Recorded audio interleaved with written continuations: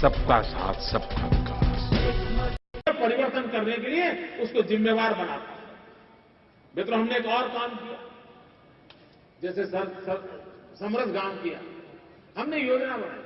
मित्रों, आज भी हमारा देश, दुनिया के लोगों के लिए हमारे देश को समझना बहुत मुश्किल है। जो वेस्टर्न सोच से पले बढ़े लोग हैं हमारे देश के ही, वो भी हमारे देश की ताकत को नहीं जानते।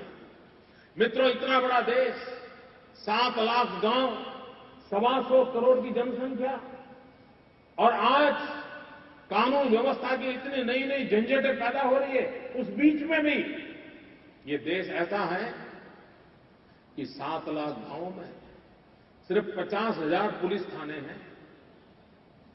सिर्फ 50,000 पुलिस थाने होने के बाद भी यह देश सुरक्षा की अनुभूति कर पा रहा है, गांव सुरक्षा की अनुभूति कर रहा है। क्यों? क्योंकि हमारे संस्कार में मिलजुल करके जीना, रहना, ये हमारे ब्लड में है, हमारे संस्कार में है। ये हमारी बहुत बड़ी विरासत है। कोई पुलिस का डंडा हमें ठीक नहीं रखता है, हमारे संस्कार हमको ठीक रखते हैं।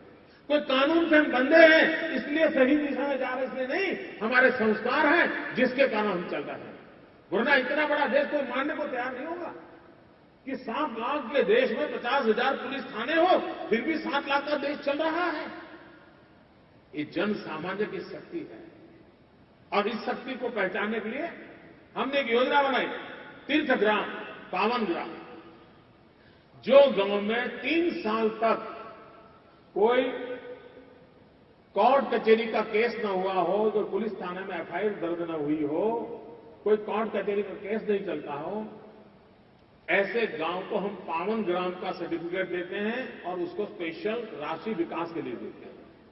जिस गांव में 5 साल से ज्यादा समय तक एक भी ऐसी घटना न घटी हो, उस गांव को हम तीर्थ ग्राम का सर्टिफिकेट देते हैं, उसको अधिक राशि देते हैं। और मित्रों, आज मेरे गुजरात में सैकड़ों गांव ऐसे हैं जहां पर 5-5 साल तक एक भी दंगा फिसाद नहीं हुआ है, एक भी एफआईआर नहीं हुई है, एक भी उनको तकलीफ। कुछ गांवों को तकलीफ हुई है तो किस कारण हुई? एक्सीडेंट के कारण जो एफआईआर लिखी गई, उसके कारण वो बेचारा तीर्थ ग्राम से रह गया। तो अभी हम कानून बदल रहे हैं कि अकस्मात होने के कारण अगर कोई कानूनी कार्रवाई हो रही है तो इसको इसके साथ न जोड़े जाए। एक्सीडेंट होता है, लेकिन अगर मित्रों हम प्रोत्साहन दें तो लोग सुख चैन से, भाईचारे से जीने के लिए तैयार होते हैं। पावन ग्राम, तीर्थ ग्राम, ये ऐसी कल्पनाएं हैं जो गांव को नए विकास का मॉडल देती है। मित्रों, अनेक ऐसी योजना है जिन योजनाओं के माध्यम से रिफॉर्म का केंद्र गांव होना चाहिए। रिफॉर्म का केंद्र गांव का सामान्य मानवी होना चाहिए। धन शक्ति, निर्णय शक्ति में गांव को हिस्सेदार बनाना चाहिए।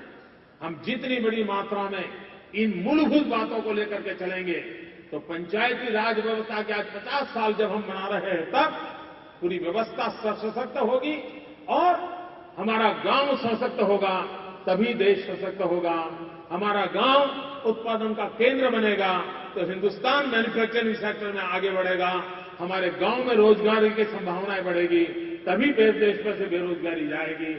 गांव आर्थिक प्रभु संपन्नता को प्राप्त करेगा, तब हिंदुस्तान प्रभु संपन्नता को प्राप्त करेगा। और इसलिए आर्थिक संपन्नता के लिए भी गांव को इकाई बना करके हम आगे चलते हैं तो हम बहुत बड़ा योगदान दे सकते हैं। इन्हीं शब्दों के साथ फिर एक बार मैं आप सबका स्वागत करता हूं। मुझे विश्वास है कि आज और कल ग्रामीण विकास, पंचायती राज व्यवस्था के लिए अनेक नए सुझावों के साथ हम लोग चर्चा विचार करते रहेंगे, अनेक नई बातों की ओर चर्चा विचार करते रहेंगे। फिर एक बार आप सबको बहुत बहुत शुभकामनाएं। भारत माता की, भारत माता की, भारत माता की। सबका साथ सबका विकास। सबको जोड़ करके चलने से कैसे परिणाम आते हैं, हमने करके दिखाया।